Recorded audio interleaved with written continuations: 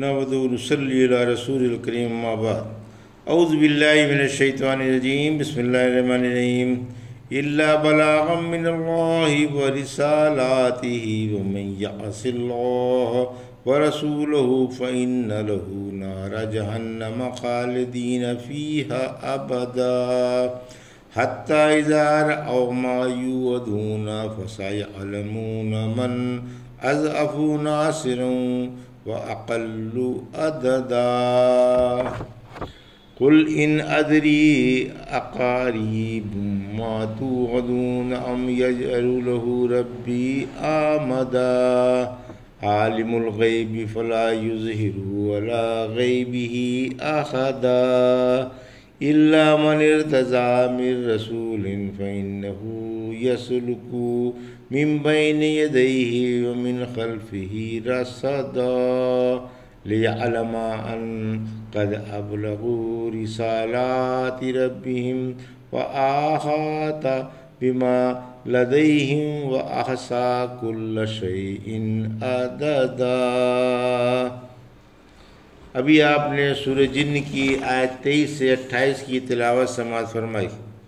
ان آیتوں کا ترجمہ اور تفسیر اس طرح ہے: الا بلاغا من اللہ ورسالاتہ ومن یعص اللہ ورسولہ فإن له نار جہنم خالدین فیہا ابدا۔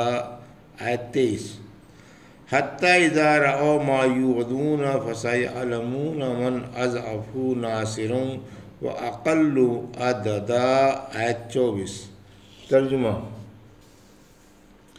میرا کام تو اللہ کی طرف سے صرف پہنچا دینا اور اس کے پیغاموں کو بتا دینا ہے، اور جو اللہ کی اور اس کے رسول کی نافرمانی کریں گے ان کے لیے جہنم کی آگ ہے جس میں ہمیشہ ہمیش رہیں گے جب تک کہ اسے دیکھ نہ لیں جس کا ان سے وعدہ کیا گیا ہے۔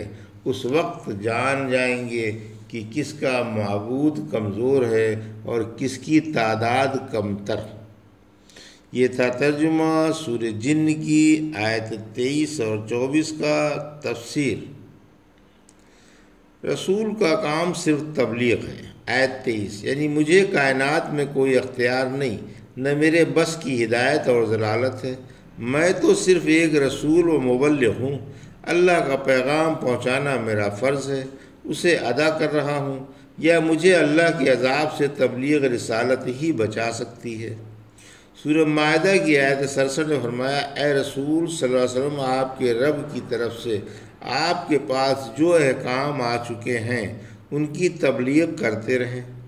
اگر آپ نے تبلیغ نہیں کی تو رسالت کا حق ادا نہیں کیا، اللہ آپ کو لوگوں سے محفوظ رکھے گا۔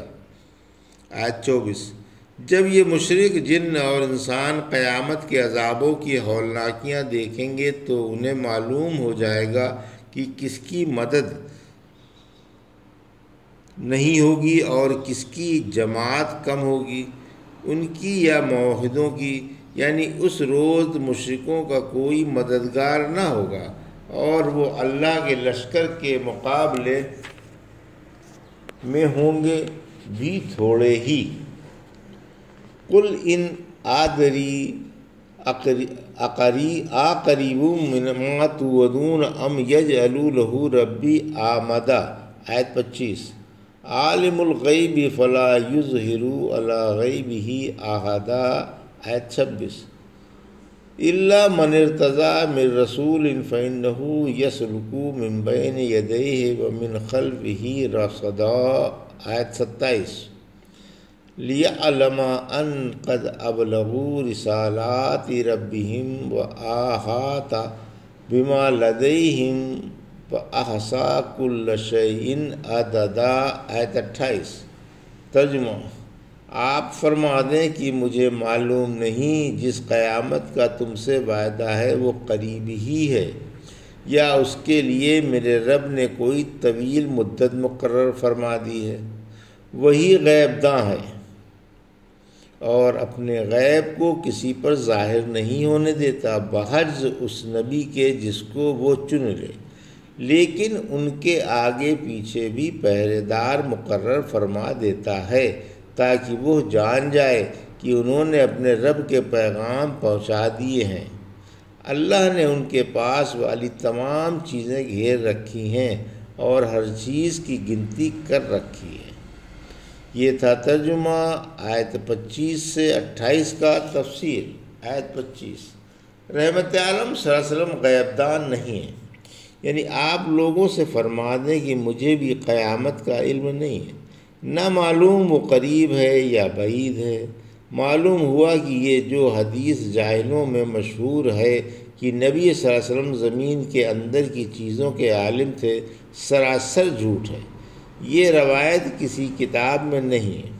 نبی صلی اللہ علیہ وسلم سے جب کبھی قیامت کے وقت کے بارے میں پوچھا جاتا آپ خاموش رہتے۔ حضرت جبرائیل علیہ السلام نے ایک دیہاتی دہیہ کلبی کی صورت میں آ کر آپ سے دیگر سوالات کے ساتھ قیامت کا وقت بھی پوچھا تھا۔ فرمایا سوال کیے جانے والا سوال کرنے والے سے زیادہ عالم نہیں، یعنی نہ جاننے میں دونوں برابر ہے۔ ایک دیہاتی نے بلند آواز سے آپ سے پوچھا کہ قیامت کب آئے گی؟ فرمایا اللہ تجھ پر رحم فرمائے، قیامت تو آنے والی ہے، یہ بتا تو نے اس کے لیے کیا تیاری کی ہے؟ بولا میں نے زیادہ نماز روزے سے تیاری نہیں کی، البتہ مجھے اللہ سے اور اس کے رسول صلی اللہ علیہ وسلم سے محبت ہے۔ فرمایا تو انہی کے ساتھ ہوگا جن سے تجھے محبت ہے۔ انس رضی اللہ فرماتے ہیں یہ سن کر مسلمانوں کو بڑی خوشی ہوئی۔ آیت 26۔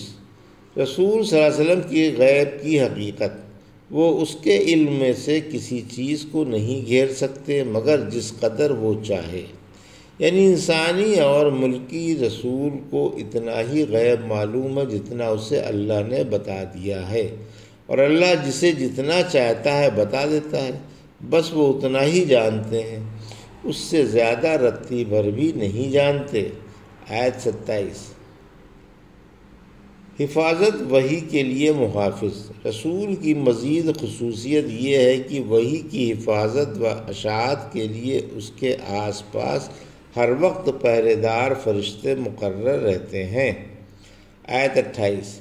یعنی اللہ فرشتے بھیج کر انبیاء کی حفاظت کرتا ہے تاکہ احکام پورے اطمینان سے پہنچائیں، وحی کی حفاظت کر سکیں، اور اللہ جان لے کہ انبیاء نے وحی کا حق ادا کر دیا۔ سورہ بقرہ کی آیت 143 میں پڑھا، فرمایا اے نبی صلی اللہ علیہ وسلم آپ جس قبلے پر تھے اس کو ہم نے آپ کے لیے مقرر کیا تھا تاکہ ہمیں معلوم ہو جائے کہ رسول صلی اللہ علیہ وسلم کی پیروی پر کون ثابت قدم رہتا ہے اور کون الٹا کفر کی طرف لوٹ جاتا ہے۔ سورہ عنکبوت کی آیت 11 میں فرمایا تاکہ اللہ ایمان والوں کو اور منافقوں کو جان جائے، اگرچہ چیزیں وجود میں آنے سے پہلے ہی اللہ کو معلوم ہیں لیکن انہیں ظاہر کر کے دوسروں کو بتایا جا رہا ہے۔ اسی بتانے کو جاننے سے تعبیر کیا، اس لیے اختتام سورت پر فرمایا کہ ہر چیز کی تعداد اللہ کے دائرہ علم میں ہے۔ الحمدللہ سورہ جن کی تفسیر تمام ہوئی، اللہ قبول فرمائے، آمین۔ یہ تھا سورہ جن کی آیت 23 سے 28 کا ترجمہ اور تفسیر جو بھی آپ نے سماعت فرمائی۔ بارک اللہ لی ولکم فی القرآن ونفعنا ایاکم بآیات الذکر الحکیم۔